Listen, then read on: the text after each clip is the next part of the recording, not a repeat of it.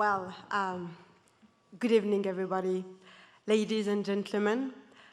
First of all, I'd like to thank the National Democratic Institute for this honor bestowed to Tunisia.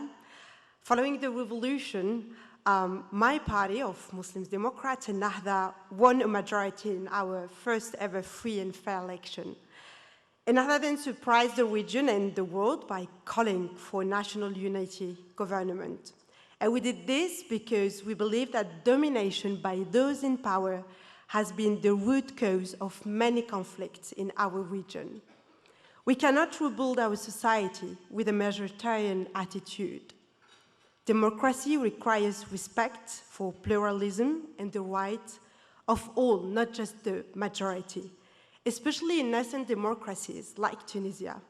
We need to govern with consensus, unity, and dialogue, and represents all segments of our society.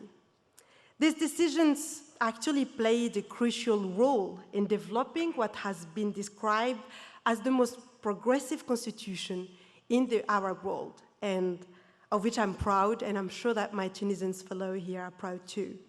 This constitution, which guarantees democracy, human rights, and equality, this is one of the most important things, equality between men and women.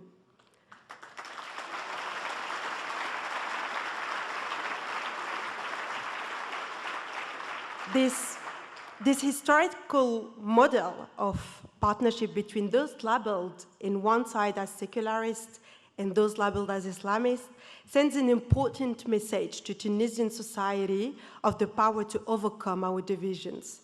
And it also sends a message to some of our neighbors, particularly those in areas wrecked by conflict for years, that dialogue is key, no matter how difficult it is to secure. We are confident that this consensus model will also help us to overcome our current challenges, in particular, as Minister Brahim said, economy and security. I would also like to address one question I have often been asked: why did a young woman in her 20s studying at the Sorbonne choose to enter politics and join a parliament, which needs a lot of support? I said to myself, if young people could bring down a regime in Tunisia and write history, then we are able to build a more equal society too.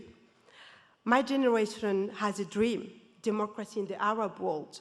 We young Tunisians gave hope to other nations in their struggle for freedom and dignity, and our country is the living proof that change is possible despite the great sacrifices it demands.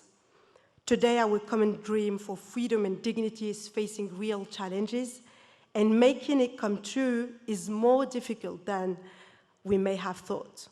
We must remember that democracy is not a gift, it's an ideal that great nations are constantly, everywhere in Europe, in the US, struggling to achieve. It is a path, a marathon that requires time, energy, and wisdom, and the support of other nations who believe in this ideal too. A breath of democracy has blown in the Arab region, and it's our duty as young people and fervent supporters of democracy to keep it alive. Thank you very much.